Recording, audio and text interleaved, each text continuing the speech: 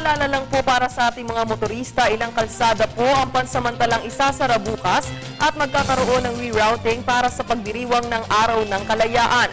Kung ano-ano ang mga ito, balitaan mo kami, Roby Cerezo. Kaugnay ng ika-115 taong anibersaryo ng Araw ng ating Kalayaan, alas 5 pa lang ng umaga mapipilitang isara na ang ilang kalye sa siyudad ng Maynila. Nakatakdang pangunahan ni Pangulong Aquino ang flag racing sa Liwasang Bonifacio, kaya't isasara ang Postal Road o Muel del Rio Magallanes Drive Extension sa paligid ng Post Office mula Jones Bridge hanggang MacArthur Bridge. Pagdating naman ng alas 6 ng umaga bukas, isasara sa trapiko ang Dasmariñas Escolta Plaza Santa Cruz pa southbound, maging ang MacArthur Bridge southbound at Jones Bridge northbound.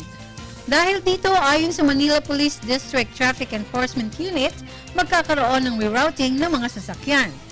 Ang mga sasakyang manggagaling ng Jones Flyover na dadaan ng Magallanes Drive Extension ay pinapayuhan na dumiretso ng Jones Bridge, Quintin Paredes.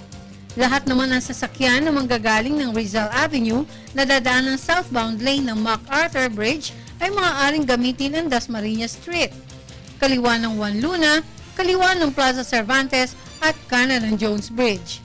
Ang mga provincial buses na manggagaling ng Laguna at Cavite na dadaan ng Taft Avenue patungong Loton ay pinapayuhan na kumana ng UN Avenue at kanan ulit ng San Marcelino.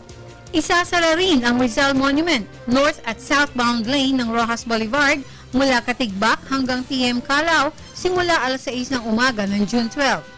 May mga nakatalagang mga traffic enforcers sa mga lugar na isasara para maituro na rin ng mga ito ang mga posibleng kalye pang pwedeng daanan. Para sa Telebisyon ng Bayan, Roby